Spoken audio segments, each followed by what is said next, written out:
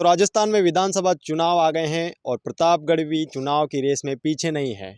मांगू दादा का हमने इंटरव्यू किया था, तो मांगू दादा को तो आप जान चुके होंगे। इनके हर वीडियो पर ढेर सारे कमेंट आए और लोगों ने कहा कि इनके बारे में हमें थोड़ा और बताओ, तो थोड़ा और जानते हैं। नमस्कार जी। जोहार आपके चैनल को जी। अ, हम बिल्कुल शुरू से शुरू करते हैं, है ना। एजुकेशन क्या है आपकी? एजुकेशन मेरा 2006 में बीए है, उसके बाद में एमए इंग्लिश है और एमजेएमसी अच्छा। Master of journalism and mass communication जो पत्रकारिता का कोर्स है अच्छा, उसमें। पत्रकारिता पत्रकारिता वाला कोर्स भी आपने कर रखा जी है। मास्टर डिग्री और लॉयर वाला भी कुछ आपने लॉयर की पढ़ाई करी है? जी एलएलबी मेरा रनिंग चल रहा है अभी फिलहाल में।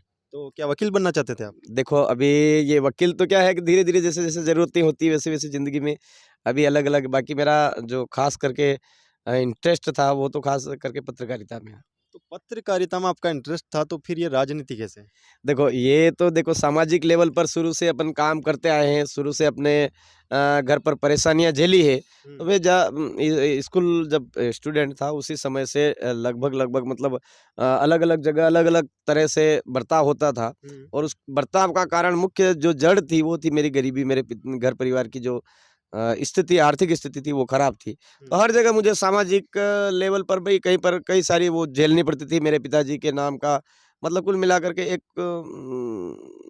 घृणा वाली बात, मेरे पिताजी के नाम को लेकर के घृणा इस तरह से था। तो धीरे-धीरे इस तरह से अपन पढ़ाई पर विशेष ध्यान दिया था, विशेष फ़ोकस अपना पढ़ाई पर था। लेकिन जब 2006 में अब मेरा पीटीटी में सिलेक्शन हुआ, उसके बाद में जो बीएड करने के लिए फ़ीस की ज़रूरत पड़ी, तो उस समय मेरे पास में फ़ीस नहीं थी। और इधर-उधर अपन ने माँगा, किसी से माँगा तो लोगों ने हँसी उड़ाई कि इसको ये फ़ीस अभी अपन इसको उधार पैसे दे देंगे तो ये वापस कैसे देगा?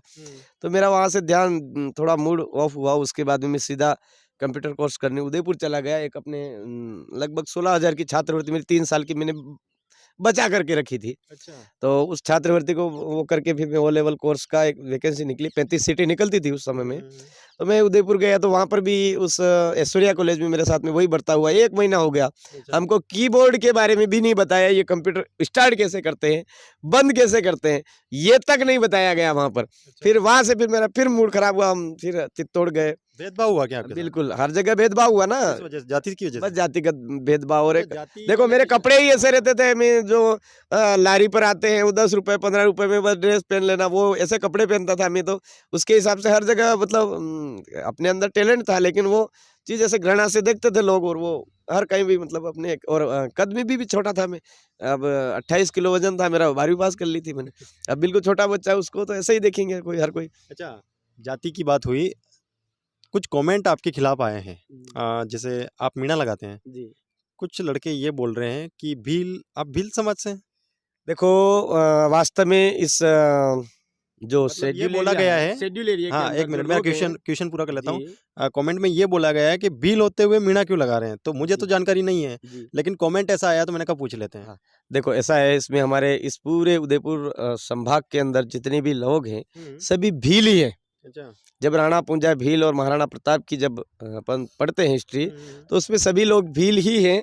लेकिन हुआ क्या है कि धीरे-धीरे, जैसे मेरे खुद की बात करूँ, मैं दूसरों की क्यों घुमाऊँ? मेरे खुद की बात करूँ, जैसे मेरा शुरू से डॉक्यूमेंट में लिखा हुआ है मांगीलाल मीणा और पिताजी का नाम लिखा हुआ है शांतिलाल जी मीणा। ठीक इसी तरह से फिर मतलब अब हमारे गोत्र है निनामा, तो इधर नवनीत लाल जी निनामा वो है भील, नाना लाल जी निनामा है भील। तो फिर इधर ये आदिवासी परिवार का जब जनजागरण आया तो हमारे दिमाग में एकदम सवाल खड़ा हुआ, यार उधर के निनामा भील है और हम मीणा है। तो फिर मैंने क्या कि हमारे कांति भाई आदिवासी, उन्होंने मोटिवेट किया कि आप भी भील ही हो। अच्छा। आपका मीणा बनाया गया है, आप देखो डॉक्यूमेंट दिखाओ। तो फिर मैं कलेक्ट्री गया और पूरी अपने ग्राम पंचायत के 8,500 रुपए में सारा डॉक्यूमेंट निकलवाया। अच्छा। पूरा। तो उस डॉक्यूमेंट में मेरे जो दादाजी हैं जीवणा जी, उनकी मीणा लगा हुआ, सेवना में मीणा लगा हुआ, मेरी 2 जगह जमीन है। और बोरी के अंदर भील लगा हुआ है। फिर मेरे दिमाग में आया एक जगह मीणा एक जगह भील, ऐसे कैसे? तो फिर उनके पिताजी का देखा तो कानजी भील मिला। फिर उनके पिताजी का मिला तो भील मिला। मैंने कहा यार जब हमारे दादाजी परदादा ये सारे भील हैं तो हम मीणा कैसे हो गए? है ना। अब नाम के पीछे मीणा लगा हुआ है तो लगा हुआ, उसको एकदम से चेंज तो कर सकते नहीं, इतने सारे प्रोसेस है, अपने पास भी पैसों के अभाव इतना सारा कर नहीं सकते। फिर हमने वो सारे डॉक्यूमेंट ला जा करके कलेक्टर साहब से लड़ाई की शुरुआत करी।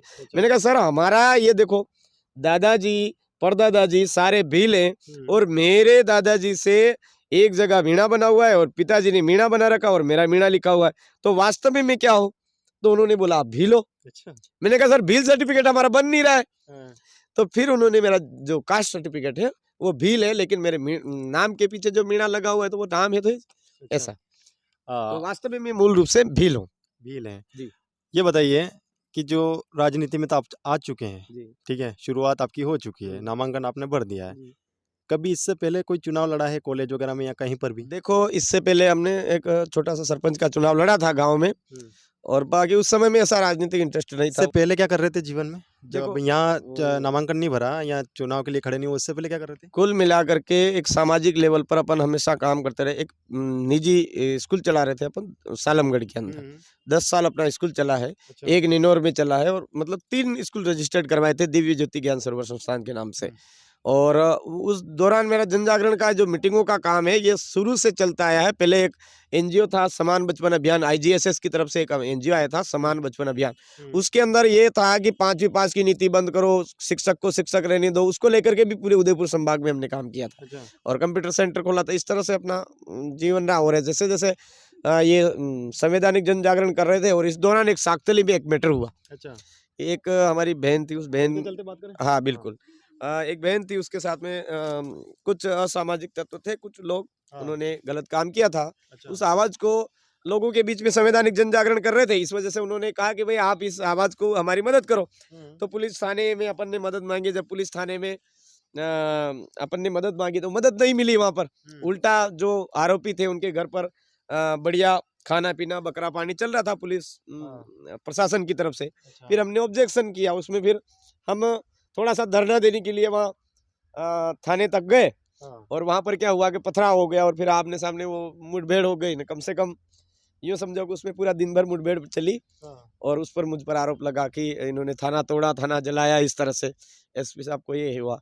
फिर उसके बाद से मेरा वो जो स्कूल चल रहा था वो स्कूल छूट गया, और पूरी तरह से इसमें तो कम से कम 5 साल लोगों के बीच में बस जो संवैधानिक जन जागरण है उसी को लेकर के अपन ने काम किया। वो के मध्य प्रदेश, गुजरात, महाराष्ट्र, अपने यहाँ पर, और कभी महाराष्ट्र मतलब अपने झारखंड भी जाकर के, अपने छत्तीसगढ़ भी, अपने असम भी गए हम, हर जगह फिर ये संवैधानिक जन जागरण वाला काम अपना जारी रहा। और फिलहाल में अभी भी ये राजनीति वाला कहीं से कहीं तक मेरा मैटर ही नहीं था। हम सामाजिक लेवल पर चल रहे थे। लेकिन अभी प्रतापगढ़ के जो इन चारों ब्लॉक के जो सिलेक्शन प्रणाली बैठी जब जाना माता, तो उन्होंने सबने मिल करके मुझ पर ये जिम्मेदारी डाल दी कि आपको इस बार विधानसभा लड़ना पड़े। मेरा दिमाग खराब हुआ। मैंने कहा यार ये काम मेरे बस की बात में पहले से तो पैसों से एक मारा फिर रहा हूँ, और मेरी जिंदगी पता नहीं कहाँ से कहाँ आ गई, और आज फिर वापस ये वजन डाल रहा बिना पैसों के चुनाव कैसे। तो सबने जिम्मेदारी ली कि भाई आपके अंदर टैलेंट है, आप रेगुलर लड़ रहे हो तो आप मना मत करो, हमारा दिल मत तोड़ो, हम सब मिलकर के आपको जिताएंगे। तो उस दिन से मतलब एक राजनीतिक जीवन अपना जो सिलेक्शन प्रणाली बैठी, उसके बाद में ये जो मेरे ऊपर जिम्मेदारी डाली, उसके बाद से ये एक तरह से राजनीतिक अपना करियर चालू हुआ है। जेल गए हैं कभी?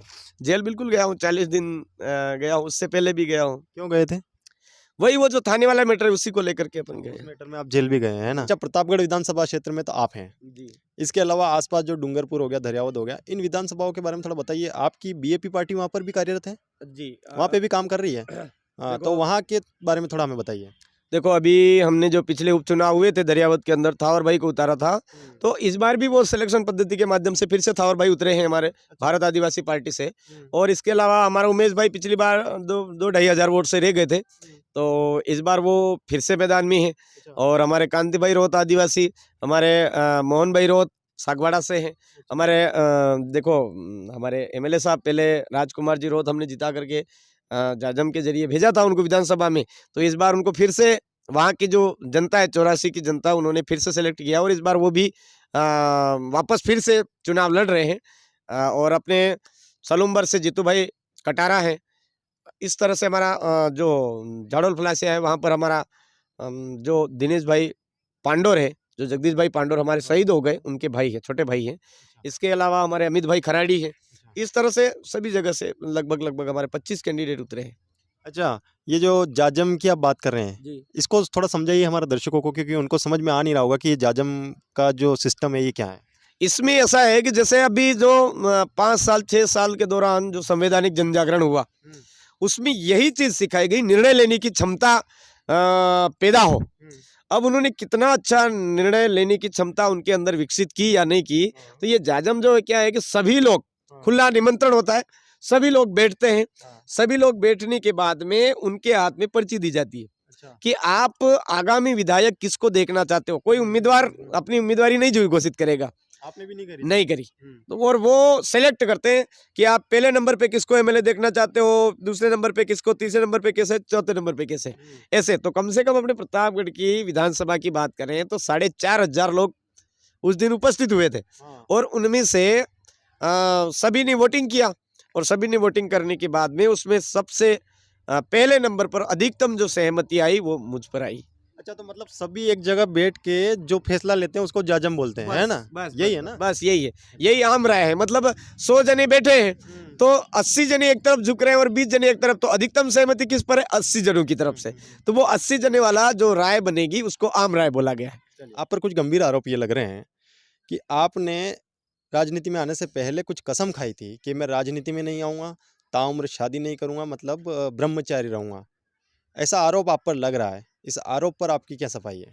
देखो ऐसा है, ताउम्र शादी नहीं करना, इधर उधर, देखो मेरी निजी जीवन है, निजी जीवन में हो सकता है मेरे अंदर ऐसे विचार, कठोर विचार रहे हैं, लेकिन मेरे पिताजी का मैं अकेला बेटा हूँ, है ना। मेरे पिताजी का अकेला बेटा हूँ तो कहीं ना कहीं मुझे आगे पीछे करनी तो थी, है ना। तो कहीं ना कहीं हाँ, ये कुछ थोड़ा सा मैं कठोर बन गया था कि ये नहीं करने से कोई मतलब नहीं है, अपना समुदाय विशेष के बीच में काम करना चाहिए। जो हमारे इससे बढ़िया है, बहुत सारे हमारे बच्चे ऐसे हैं जो किसी न किसी चीज़ से प्रताड़ित हैं, तो उनके लिए अपने को काम करना चाहिए। लेकिन ये ऐसे सौगंध वोगंध खाना, ये करना वो करना, ये सब बकवास की बातें हैं, ये अपने आप में ऐसा है। लेकिन जो राजनीति के अंदर सौगंध खाई, ये भी गलत बात है।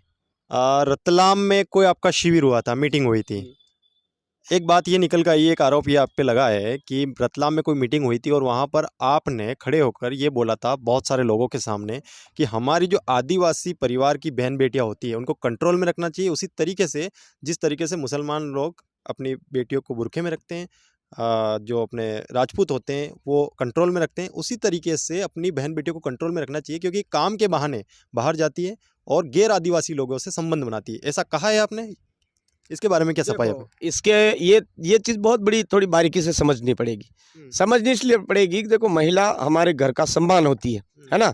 मेरे कहने का ये था कि भाई आज राजपूत समुदाय के अंदर कभी आपने देखा किसी महिला को काम करते हुए? तो लोगों का जवाब आया नहीं। मैंने कहा मुस्लिम समुदाय के अंदर देखा? नहीं देखा। अपने जैन समुदाय के अंदर खेतों में काम करते देखा क्या? किसी अन्य के यहाँ मजदूरी करते देखा? नहीं देखा।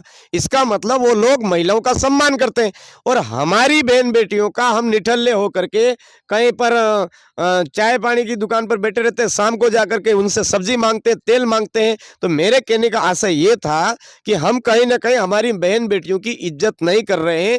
इस वजह से हमारी बहन बेटियां कहीं ना कहीं दूसरे जगह काम पर जाती है और वहां जाकर के इतनी मजबूर बन रही है कि वो कहीं ना कहीं गलत आदतों का शिकार हो रही है। ये बात मैंने कही है और ये मेरे समुदाय के लिए सही था, इसलिए मैंने बोली, और समुदाय विशेष की जिम्मेदारी मुझ पर थी तो मैंने बोला है ऐसा। बहुत बहुत धन्यवाद, आपने हमें टाइम दिया उसके लिए। तो ये थे हमारे साथ बीएपी पार्टी के प्रत्याशी मांगू दादा, जिन्हें कहते हैं। इन्होंने हमारे सभी सवालों का बेबाकी से जवाब दिया है। आप इसी तरीके से हमारे वीडियोस देखते रहिए। अगर आपको वीडियोस अच्छे लग रहे हैं तो कमेंट कीजिए ज़्यादा से ज़्यादा कि आपको क्या लगता है कौन सी पार्टी इस बार जीतने वाली है। अगर वीडियो अच्छा लगा है तो लाइक कीजिए और दोस्तों तक शेयर कीजिए, और हमारे इंस्टाग्राम हैंडल डिस्क्रिप्शन में है, उनको भी फॉलो कीजिए। वहाँ पर भी हम तरह तरह की जानकारियाँ देते रहते हैं और वहाँ पर भी अलग अलग तरीके की वीडियोज़ डालते रहते हैं। जो वीडियो हम यहाँ पर नहीं डाल पाते हैं किसी कारणवश, वो वीडियोस हम इंस्टाग्राम पे अपलोड करते हैं, तो आप इंस्टाग्राम पर भी आप हमें सपोर्ट कीजिए। पंकज कुमार गोयल, टीम टीएसपी, अर्जुन बंजारा के साथ, धन्यवाद।